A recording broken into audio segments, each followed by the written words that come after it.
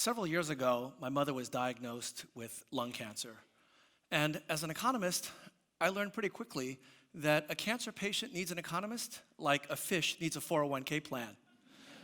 But a friend of a friend introduced me to a successful biotech company that was developing a number of experimental cancer therapies, one of which was for lung cancer.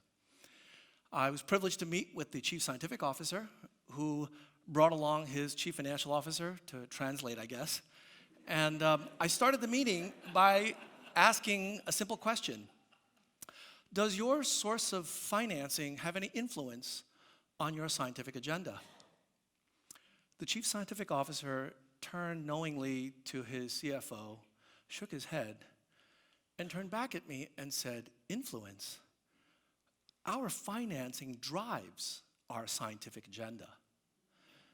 Now, as an economist, I get it. You got to pay for stuff. But as the son of a dying patient, I was absolutely outraged. What does financing have to do with whether you should treat cancer via angiogenesis inhibitors or immunotherapy? Nothing. But it drives their scientific agenda. My name is Andrew Lo. I'm a professor of finance at the Sloan School of Management. And while I'm no biomedical expert, I think we've got it backwards.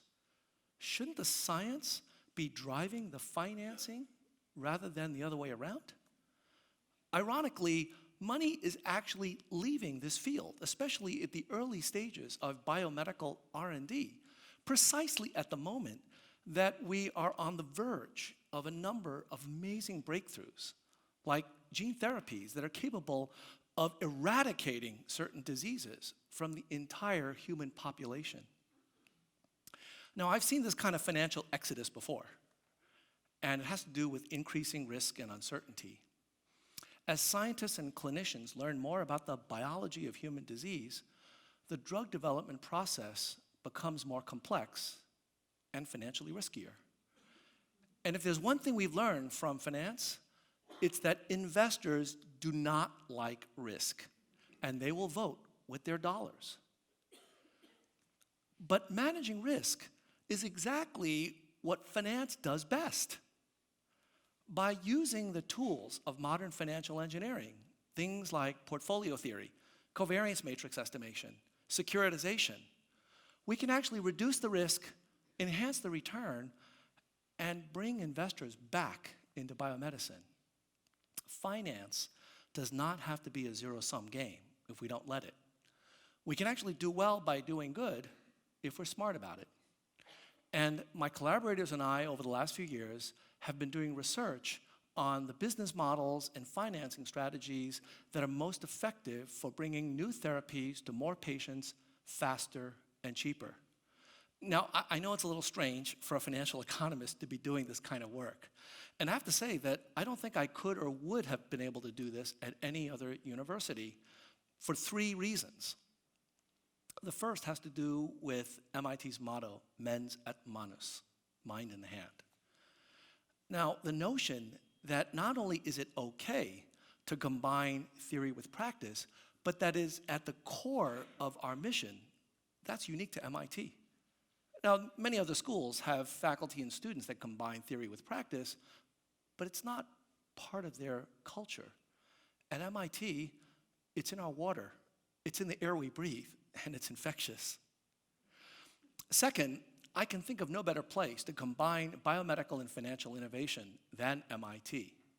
A few years ago, I came to realize that I could learn almost everything I needed to know about biomedical and financial innovation by talking with MIT faculty named Bob.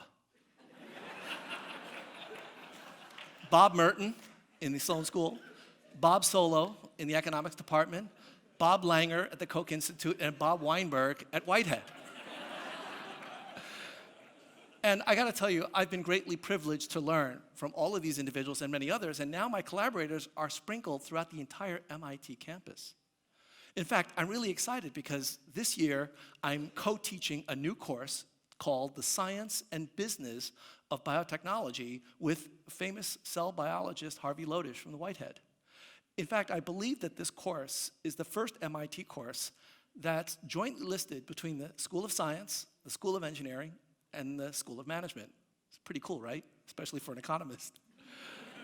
But the third and most important aspect of MIT from my perspective is our students. Most of my academic publications are co-authored with students. There's at least actually one of them sitting here in the audience today. And I do this not out of charity, but out of intellectual honesty. My students make such a contribution to my research that it seems only fair that I list their names alongside mine. I know that many of you alums decided to come to MIT for the faculty, but let me let you in on a little secret. Many of us faculty came to MIT because of the extraordinary quality of the students.